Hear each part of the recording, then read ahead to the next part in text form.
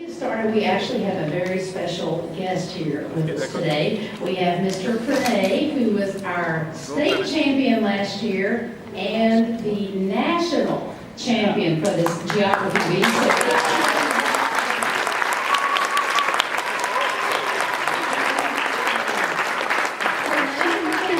Come on up here and speak to us a little bit. And while Pranay's coming up, I want to share a little story about some good sportsmanship. Now, I've been seeing good sportsmanship all the way along. Pranay and Mr. Niscala, am I saying your name right?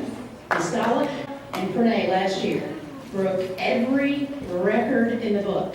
They had the longest tiebreaker. Now, and if you're like me, I think a tiebreaker, and I'm thinking, oh, okay, so they kept missing them. Oh, no. They kept getting them all right.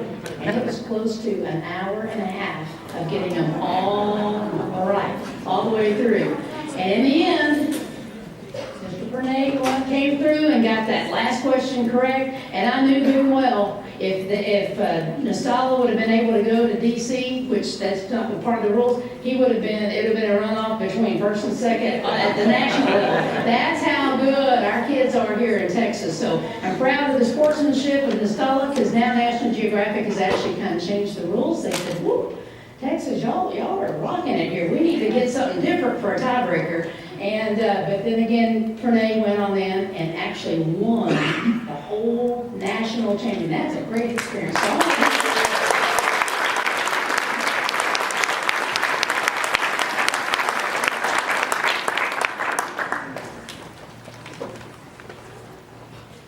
So good afternoon, everyone. I'm Pranay, the champion of the 29th National Geographic meet. It's an honor to be back at the Texas State Geography meet. I'd like to thank Pat Hardy and Marcy Deal for inviting me to speak here today. It's been a year since I last came here for the National Geographic meet, and it feels a bit different not competing for the first time in 6 years. Since then, I've continued to be involved in many geographical activities. But my geographical journey began a very long time ago, at the age of 2, when I was first introduced to geography in the form of a puzzle of the United States. Many participants in today's meet, not just in Texas, but throughout the United States, first learned about the subject of geography in a similar fashion. My mom realized that I was interested in geography, and I received my first atlas at the age of 3. I engrossed myself in this atlas for days, simply looking at places around the world. Whenever we would go on road trips, I would trace the path that we would travel in the atlas. This sparked my continued interest in geography and allowed me to continue learning about the world. Of course, this was all before I had any idea about the National Geographic bee. I only found out about the bee in 2nd grade, but I continued to maintain geography as a hobby rather than as a competition that I would pursue. In 4th grade, I competed in the bee for the first time and discovered that I actually knew quite a bit about the world. While I didn't think that I knew that much about the world, it turned out those many hours I spent poring over the atlas actually gave me a ton of knowledge about world cities and physical features. I surprised myself by placing 2nd in the state, which gave me the courage to continue my geographical journey and learn more about the world, not just for the purposes of the competition, but also in order to become more knowledgeable about my surroundings. In 5th grade, I didn't make the top 10, but the experience of loss also gave me the incentive to do better in the future. I found myself in the same position many of you are finding yourselves in right now, so close to making the top 10, but just missing the chance to get on the stage. To all of you who still have years to compete in the future, I implore you to keep pursuing success in the competition in order to improve upon what you already know and hopefully do better next year. My decision to try and get back to the state podium paid dividends for me. I received 3rd place in 2015 after more serious and structured preparation. This improvement inspired me to work harder and smarter to once again have a legitimate chance at winning the state B and going to nationals. I was disappointed at first, but I knew I would have 2 more chances to do better. I started working on a series of dossiers, one for each country, to better organize my studying. In 2016, I finally won the Texas State Geography meet. The increased number of hours I had put into my preparation had finally paid off, and it meant that after 4 years of dedication to the goal of winning the National Geographic meet, I had finally reached the national level of the competition as one of the 54 top geographers in the nation. The National Bee was a new experience for me, and I was fortunate enough to make the top 10 after surviving a series of tiebreakers. I was just one question away from making the top 3 and completing my geographical journey, but I missed that question, the official language of Sierra Leone.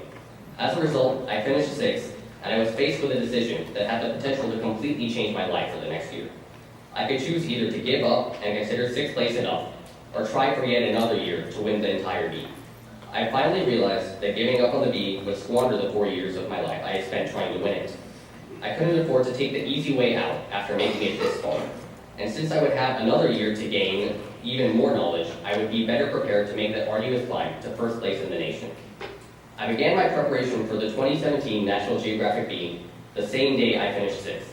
I was more determined than ever to succeed. While I kept my method of preparation the same, I set aside more hours for geography than ever before. My mom played an important role in my preparation, creating quizzes for me based on the facts that I had collected, which I used to review my information. Thanks to this intense preparation, I managed to win the Texas B again, despite the fact that unlike the previous year, I had missed a question on stage. However, I did not let it distract me from my goal, and even after a seemingly never-ending tiebreaker, I was able to pull through. At Nationals, I was comforted by the fact that I did not have to go through tiebreakers once again to make it into the top 10. This increased my confidence going into my final day as a B competitor.